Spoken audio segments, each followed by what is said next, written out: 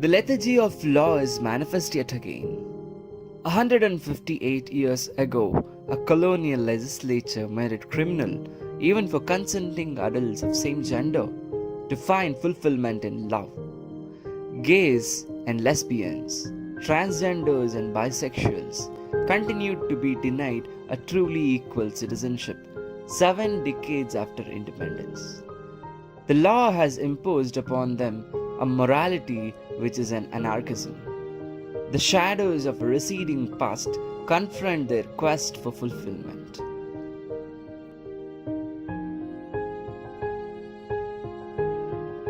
This case involves much more than merely decriminalizing certain conduct which has been prescribed by a colonial law. The case is about an aspiration to realize constitutional rights. It is about a right which every human being has to live with dignity. It is about enabling these citizens to realize the worth of equal citizenship. The whole object of Fundamental Rights chapter is to strike down those laws which would otherwise not be struck down by majoritarian governments. We won't wait for majoritarian governments to enact or delete. Constitutional morality can be applied by this court to give effect to the rights, among others, of discrete and insular minorities. One such minority has knocked on the doors of this court, as this court is the custodian of fundamental rights of citizens. Orientation, in certain senses, does get the neuro impulse to express while seeing the other gender. That apart, swayed by data, Suresh Kaushal fails to appreciate the sustenance of fundamental rights does not require majoritarian sanction. Thus the ruling becomes sensitively susceptible.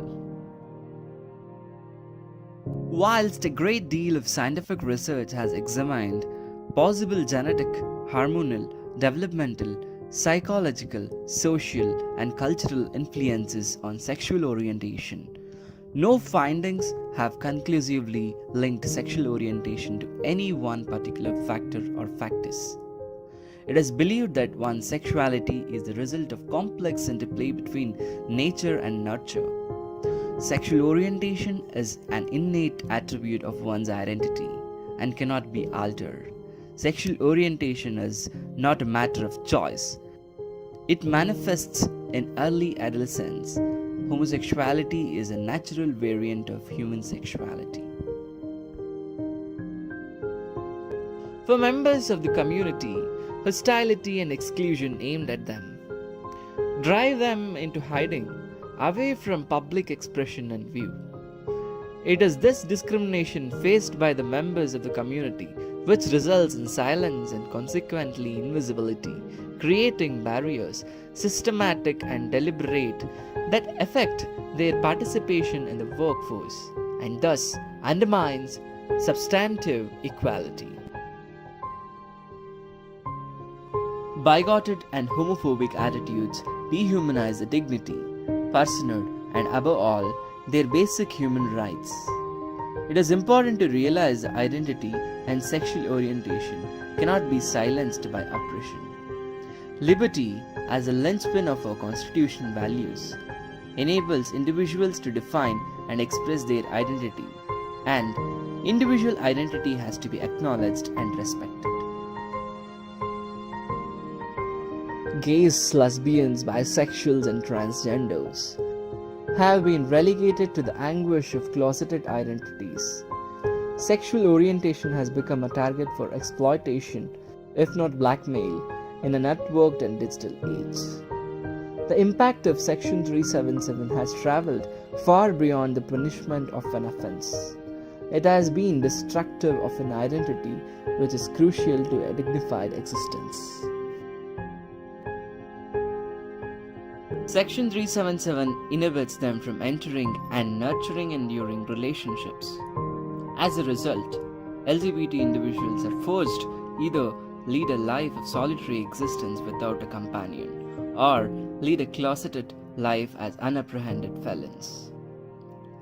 The social ostracism against LGBT persons prevents them from partaking in all activities as full citizens, and in turn impedes them from realizing their fullest potential as human beings.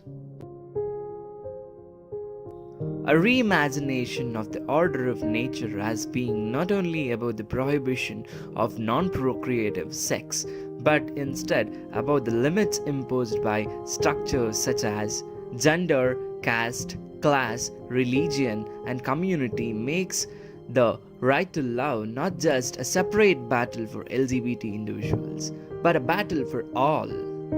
What links LGBT individuals to straight couples who love across caste and community lines is the fact that both are exercising their right to love at enormous personal risk, and in the process disrupting existing lines of social authority. Homosexuality is something that is based on sense of identity. It is just much ingrained, inherent, and innate as heterosexuality. Sexual orientation, as a concept, fundamentally implies a pattern of sexual attraction. It is as natural a phenomenon as other natural biological phenomena. In the sense that the prohibition of miscegenation was aimed to preserve and perpetuate the polarities of race to protect white supremacy. The prohibition of homosexuality serves to ensure a larger system of social control based on gender and sex. They are forced not to disclose a central aspect of their personality, that's their sexual orientation, both in their personal and professional spheres, to avoid persecution in society and opprobrium attached to homosexuality. It is the effect of law upon the fundamental rights which calls the courts to step in and remedy the violation. The individual is aggrieved because the law hurts. The hurt to the individual is measured by the violation of protected right. Hence, while assessing whether a law infringes a fundamental right, it is not the intention of the lawmakers that is determinative, but whether the effect or operation of law infringes fundamental rights. This evolution has enabled societies governed by liberal constitutional values such as liberty, dignity, privacy, equality, and individual autonomy. Decriminalizing is of course necessary to bury the ghosts of morality which flourished in a radically different age and time. But decriminalization is a first step. The constitutional principles on which it is based have application to a broader range of entitlements. The Indian Constitution is based on an abiding faith in those constitutional values. In the march of civilization across the spectrum of compassionate global order, India cannot be left behind. We are also of the view that the Union of India shall take all measures to ensure that this judgment is given wide publicity through the public media, which includes television, radio, print, and online media at regular intervals, and initiate programs to reduce and finally eliminate the stigma associated with such persons.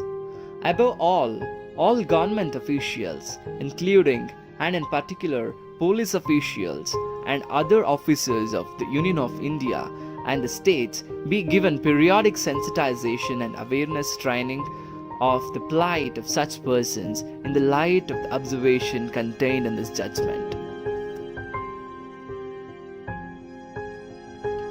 We hold and declare that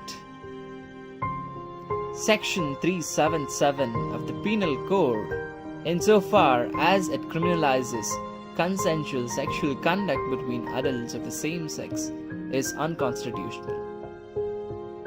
Members of the LGBT community are entitled, as all other citizens, to the full range of constitutional rights, including the liberties protected by the Constitution. The choice of whom to partner, the ability to find the fulfillment in sexual intimacies, and the right not to be subjected to discriminatory behavior are intrinsic to the constitutional protection of sexual orientation. Members of LGBT community are entitled to the benefit of an equal citizenship without discrimination and to the equal protection of law. And the decision in Kaushal stands overruled.